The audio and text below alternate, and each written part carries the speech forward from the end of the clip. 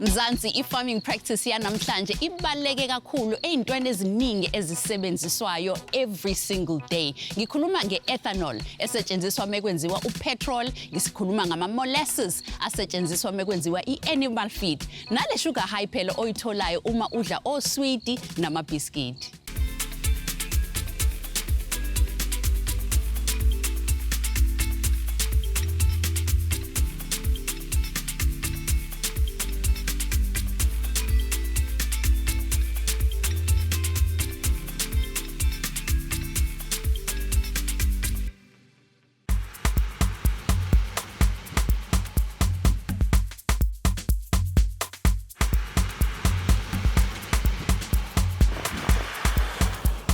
Bheki Mhlane osewashiya wake wathi iplazi yelakho kulesi sikhashanyana osuke uphila ngaso, enza isiqiniseko sokuthi ulishiya lisesimweni esingcono kunalesi olithole likusona uma usuludlulisela phambili.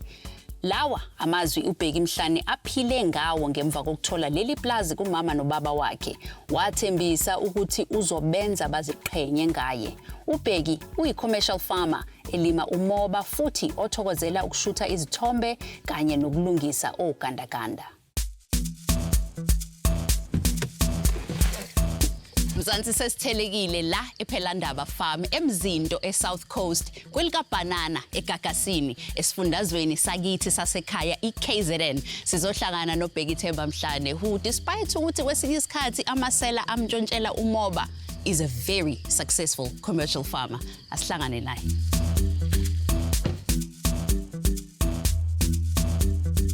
Sihlakula la bafuna siba kumanyolo but ngicela ukuthi utshani lobu buphumele esipolini khona buzofa bungathi. Sanibonani bobhuti bami. Ninjani? Sanibona ma. Ngicela ukumboleka ubhuti Bheki. Kulungile. Okay. Ninjani bhuti Bheki? Siyaphila singezwa kuwe. Hayi no nami ngiphile kakhulu ngijabulela nje ukuthi nami sengizosho kubantu ukuthi ngake ngafika eMzinto ngoba phela ngiyaqala ngqa ukubeka unyawo lana. Yes. South Coast is famously known as a holiday destination. Kodwa kahle it comes from i-industry yomoba. Ushukela. Asikhulume ngawo lo moba. Manje wakhulela khona la eMzinto, wakhulela emobeni noma wakhula kwenye indawo wagcina usula? Umoba ngakhulela kuwo yebo. Kodwa hayi la kwakusothongathi. Lapho ubaba wayesebenza khona, waqala esebenza advisor yama farmers during ilo course uhulumeni omdala. Kuyena waye advisor ama farmers ukuthi kahle yini akumele ukuthi ayenze yini kumele bangayenze emasimini apho. Amaplazini apho wayezimtiti exempted from some of ama apartheid laws ngoba waye government official. Locals njengokuthi nje you couldn't really restrict i-access yakhe into iplazi lakho ngoba phela kwakuyena wayerepresent uhulumeni. Manje wena ngalesikhathi ukhula lapho Bheki wawumfana onjani? Wawumfana othandayo ukhulela ezimobeni noma kwakwenze kanjani? Uthe ubaba ngalenkathi seshiya kahulumeni wajoyina enye inkampani nayo futhi edila noshukela. Wayeqashena lapho ukuthi abe advisor wabalimi abancane kakhulukazi abamnyama ezama ukubanxenxa ukuthi mabatshale umoba. Ngoba kwakuyinto eyayingaziwa ngaleso sikhathi. Manje abantu abaningi babecabanga lonto uzofika uyotshela inkosi ukuthi cela ukukhuluma nabantu bakho ukuthi mabayeke ukutshala umbila kancane batshale lo moba. Manje bengaunderstand ukuthi lo moba kahle uza nani kubona. So kwakumsebenzi wawuthanda ukubanzinyana kodwa ke owagcina ewenzile. So ukukhuleni kwami naye wagcina seneplot khona lapho eNdwedwe. Thina sihlala endlini yenkampani but eNdwedwe yasebeka ugogo khona. Ila ke ngaqala ke khona ukuthi ke ngibe exposed ekutheni kube nomoba ongowasekhaya. Lapho asakwazi ukuthi siwulokhozi ngifunde ngawo ukuthi kahle uma ubutshala kanjani yini edinga ukuthi uyenze ukunakekela uharvesta kanjani iziphi izinto engafanele uzenze ngalekathi unakekela iziphi izinto engafanele uzenze kathi uharvest. So umthetho wakho wafunda khona ukuthi wafunda lapho ke sengicathula nogogo wami ke lapho Hayi Mzansi senizwile ukuthi imvelaphi yakhe ithini, kodwa sifuna ukwazi ukuthi wenzani la ngoba phela le ndawo wayithola kubaba wakhe, kodwa sizokhuluma nangaloko ukuthi yifa leli aphezukwalo and ulisebenza kanjani ningayindawo.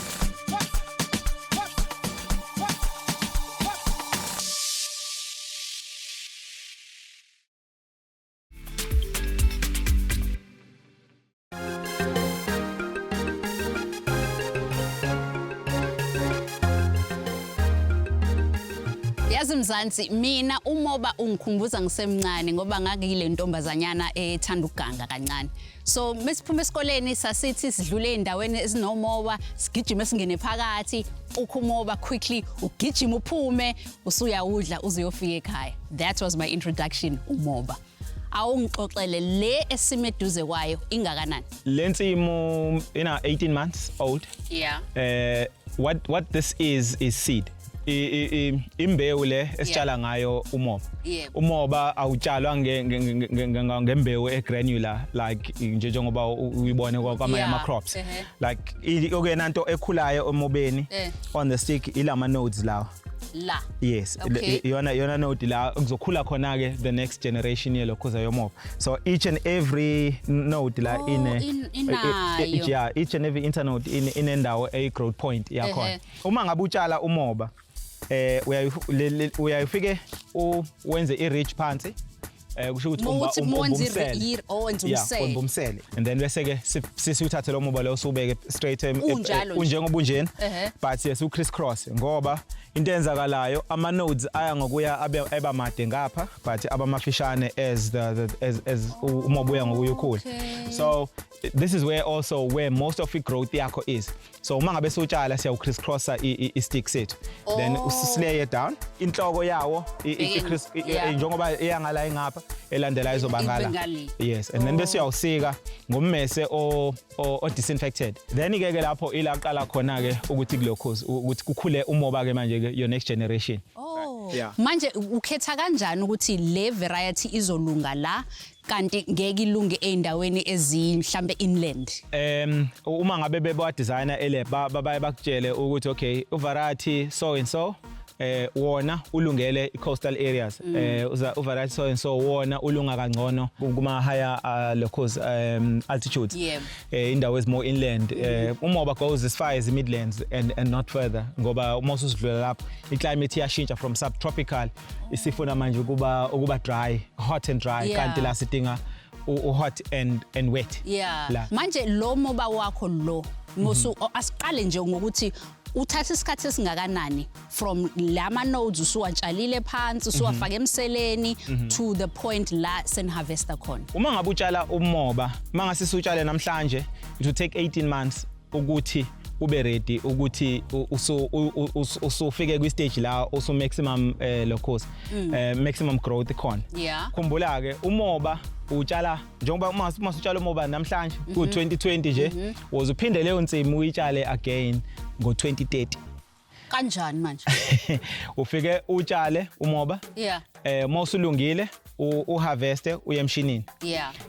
Uma ngabe uharvesta ngoba yona nto leyo eyenza ukuthi uthola ukuthi ama communities awazwani kahle nama farmers ngokuthi uma ngabe ngimina ngiharvesta umoba kumele kube khona njengomlimi kumele kube khona isitool ekufuna sisale phansi. Yabona isitool salomoba nasi njengoba ubona lo moba usukhiwe but kusele isiphunzi phansi. Lesi siphunzi yabona ukuthi seziyaqala siyamila again. Yabona ngosuka la uya kuphi nendawo? Commercial cane uma ngabe uyigawula siyithathe simove ngogandaganda emasimini sekwi loading zone la fika ithathwe truck ikhona bese ya our local sugar mill ebizwa ngesezela sugar mill kule ndawo supply uIlove okuwona uthatha lo moba wethu. So what they do bona bathatha umoba and extract ushukela out of ushukela sengwenzile vele out of umoba. You know there's actually over 50 different products aqhamuka emobeni. Wow. From ifiber kube ushukela kube amanzi bawasebenzise kuwona for ama processes lawa elocos eplantini yabo. Bese kuzoba khona molasses. Molasses also goes to making animal feeds.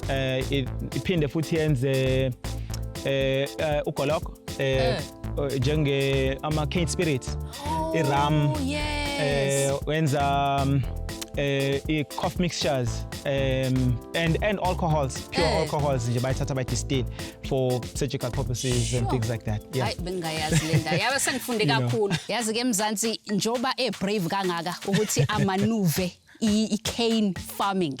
Ngifuna ukwazi ukuthi ubaba wakhe wayenjani and sizokhuluma nomuntu owayemazi ubaba wakhe ukuthi indoda enjani le ekhulisa indoda brave enough to take that much money ayifake phansi emhlabathini. Asishone khona baba.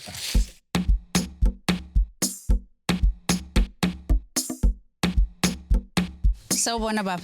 Yebo sawubona. Ninjani kodwa? Siyaphila kunjani? Siyaphila. Ya. Awu. Uhamba nensizwa le. Ngihamba nensizwa la baba. Awungitshele baba ngoba phela wena umazi ngesikhathi sakudala wazi ubaba wakhe eqala before uhlangane naye. Awungitshele kuqala ngobaba wakhe noma wakhe nokuthi mhla uqala ukuhlangana nalensizwa wacabangani njengaye? Ubaba wakhe sihlangene khona le maplazini. Sesithenga amaplazi naye. Ekuqaleni ukubona kwami lo mfana, hayi. Nami ngathanda ukubhekisisa nje ngambukela kude ngoba hayi ngibathemba abafana emalokishini ngabathemba abafana abancane baba. Hey sebesigilile. Bayasigila. Hayi sebesigilile. Kodwa kuthenga ukuthi sihamba sihlangane emhlanganweni ngimuzwa masikhuluma nangendlela aphawula ngayo ngabotha umuntu uyaphila. Sagcina sesikwazi ukuxoxa nangomsebenzi manje sesinikezelana ngomsebenzi ukuthi hayi ukuthi kwenziwa kanje ukuthi kwenziwa kanje nami uyangisiza. Ufundile mina ngifundanga. Yebo baba. Manje ulwazi ngiyalicela ke. Yeah. Anginike. Manje ngelesikhathi ulibona okokuqala wena leli plaza compared ukuthi selinjani manje umehluko ungakanani? Lisenjalo le plaza liseyile yanhlobela liyona kubaba wakhe. Into esinda kakhulu amasimo akhona. Yebo. Asebenzeki kalula kodwa ngenxa yokuthi usibambile isandla sababa wakhe asenjalo namanje kade sixoxa ngawo nje ukuthi lenye insimo uplan ukuyenzani njengamanje ukuyivuselela. Yeah. Uma ucabanga ubaba kaBheki angabe uyiqhenya kangakanani ngomfana wakhe? Hey ngabe ukhuluphele nokukhuluphala. Ukukhuluphaliswa yini manje baba? Ukubona ukuthi kanti unengane esebenza kahle kangaka. Hayi ngabe ukhuluphele noma engakhuluphala ngenhliziyo ke nje kaphakathi. Ukuba kuthiwa wasebenza lo mfana esakhona bezojabula kakhulu. Manje awungitshele bhuti wami walithola lelifa ubaba wakho manje usubhizi nawe uyalikhulisa kubaleke kangakanani ukuthola lelifa kubaba wakho? Kwakuyinto ebaluleke kakhulu kumina. To the extent ukuthi one ngaqala ngokuthi kumele ukuthi angishiye la bengisebenza khona. So goodbye monthly salary and ngibuye ke manje ngizo rana iplazi elali yebo inheritance kodwa ngenxa yokuthi kilali sole proprietor lalinzima ukuthi ukuthi kube khona leyo shift over. So legally la ngithatha la thi kunginike ingqinamba eziningana but eventually ke sagcina ke sikwazile ukuthi sikulungise lokho. I legacy yangampela ke. That's how you build a legacy.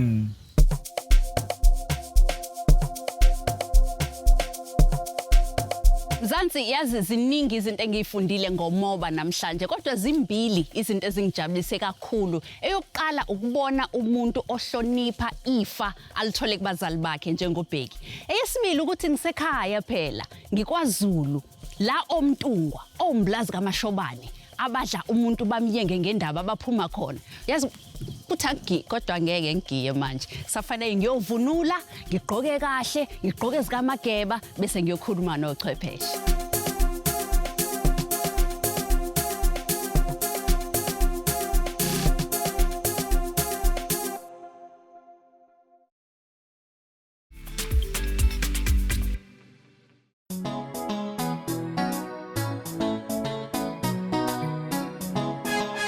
Mzansi phela umuntu meye ekhaya eyokhothwa amadlozi kufanele agqoke accordingly and bengiye ekhaya ngiseZululand ngiyokhothwa amadlozi ami ngoba phela ngifuna ukuba i-commercial farmer and namhlanje siyagcina so bengenza sure ukuthi iregalia iyakhombisa ukuthi ngisekhaya. Nansi fun fact guys that I'm sure you are not aware of. Brazil, they are the leading cane producers in the world. Secondly comes India. And I'm hoping ukuthi abantu ababhekile ekhaya bazobona uBheki, bafuna ukufana noBheki, and maybe one day we'll be in the top 5. Yep. Who knows? Believe. It's possible. I believe. Mzansi, every single time njalo ukhumbula ukuthi mesikhuluma la nawe kufanele ukukhulume nathi and ungenza lokho #African farming. John, you will think you are driving into a John Deere producer or something of the dealership. fit, because there are John Deeres everywhere on Bheki's farm. I want to ask you, as a John Deere representative, what is it that a person who is like Bheki, who's in cane farming, can do to, get the right kind of machinery to extend his, the efficiency of what he's doing there? South Africa, if not Africa, can become the world leading producer in terms of sugarcane. So what can we do for our good friend, to bring efficiency into his operation? Today, I want to assume that, he does manual harvesting of his cane. Okay, we've seen people, when it comes to harvesting, they will burn the cane and then they go in and slash it with machetes and stuff like that. Yeah. What we've learned is that once you do that, yes, it is giving you results, but then it has impacts on the quality or the amount of sucrose you get from the cane. So once you burn the farm to harvest, you're losing some of the quality of your sugar. Yeah. And so I can recommend the CH570, which is a John Deere cane harvester that he can use on his farm to be able to harvest efficiently, save more time, and also ensure that he gets high quality sugar from his plantation. Wonderful. Yeah. Praveen, let me ask you something. I know as Afgri, you also stock some John Deeres, but you have a host of other services that you give to, from a farmer like myself, a smallholder, all the way to the big players like Bheki himself. What are some of those services that you would like to touch on? Yeah, so I think firstly with John Deere, we are the biggest suppliers of John Deeres in the world. So we are the biggest agents. And with that comes the after-sales service that we offer. Then in terms of grain storage and handling, we are one of the largest storers of grain in the country, insofar as our silo network is concerned. And it's scattered across the country to take care of all of the different grain producing areas. So we've deliberately done that to make sure that we can offer farmers the opportunity to deliver grain shortest possible distance from the farm. The black farming sector has by and large been neglected, and it was always called the emerging farmer sector. We've moved away from that. We call it the new era farming. So within the greater Afgri group, we cover the end-to-end value chain of agriculture. We literally start from the land acquisition to the inputs financing to the crop production, all of that right up until you import or export for that matter.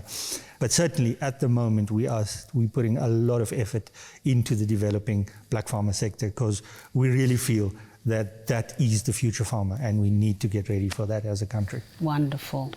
Dr. Tubbs, abantu abaningi abanomoba kwesinye isikhathi banenkomo, and kwesinye isikhathi mase beqedile harvesting benza yonke into, inkomo ziyangena zizodla, and this is when the dietary balance of the animal comes in, and of course lezo zinto zibalekile. Awukhulume nje kancane ngalo.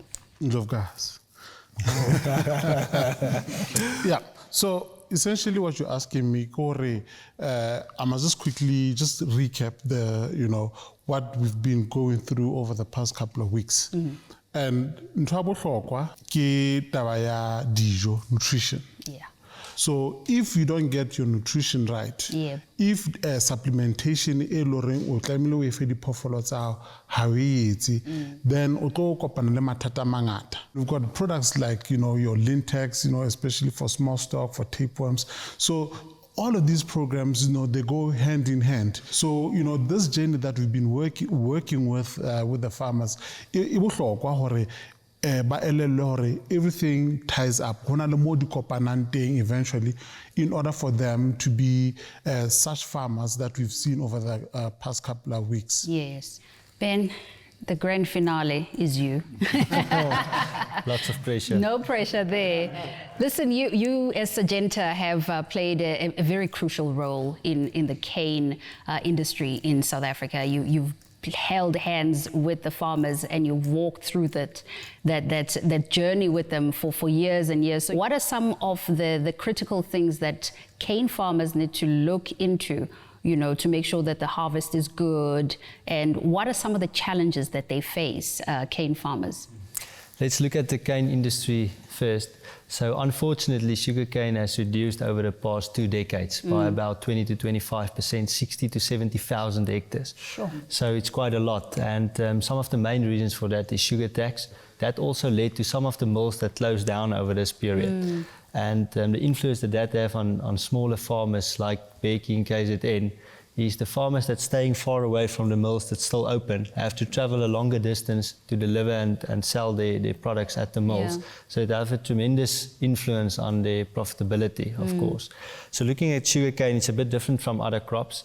So one thing that's we in the development process, but it's also it's introduced as well already for some of the farmers in KZN that can have an influence for smallholders, but also for commercial farmers going forward. So by applying chemical products via a drone, because as you think about it, sugarcane is not like maize or wheat. You can't get into the sugarcane fields with a tractor and a sprayer. So the most common way that they do it at the moment is by aeroplane. So you can think that's very expensive for guys. And also if there's a sudden outbreak of a disease and you have to ASAP they have to be on your farm to spray for that specific disease, everybody is going to book that planes and they will only get to your field in a week from now. Sure. And then the damage is already done. Yeah. So this is a great technology that can be used for farmers. You can better plan, you can spray immediately. It's more effective because it's flying a little bit lower and it applies less active ingredients or less chemical products. So recommendation will be invest in technology. Technology is here to stay. Yazi Mzansi, ngalesikhathi siqala i-episode yokuqala le African farming, bengiyi smallholder farmer engazi lutho. Ngafika la ngahlangana with my beautiful experts. Bangifundisa ukuthi faneke senze njani thina ama smallholders ukuthi sifike kuleli zinga labantu ekade sibabona over the last 13 weeks. Ngikhumbula sisaqala uJean wathi to succeed you must walk on the footsteps of giants. And that's exactly what we did kulama episodes out 13 asedlulile, walking on the footsteps of giants. And that's the only way la sizoqhubeka khona, sikhule khona, sonke sindlondlobale njengabalimi. Ngibongeka kakhulu ukuthi nihambe nami kule journey ebaluleke kangaka engiyithathile. Ngigqoke kanjena nje ngoba ngifuna ukuba indlovukazi yomlimi. Mzansi, nikhumbula ukuthi noma i-episode ingasekho, i-African farming ingasekho kwamanje, i-African farming magazine izohlala ikhona yona. Yonke into esikhuluma ngayo kule episode yethu and nakuhlangana nabalimi baseMzansi uzokuthola khona kwi-African farming magazine. Sibonge kakhulu ukuthi nihambe nathi. Always remember though, we farm better together. Mzansi izobonana futhi.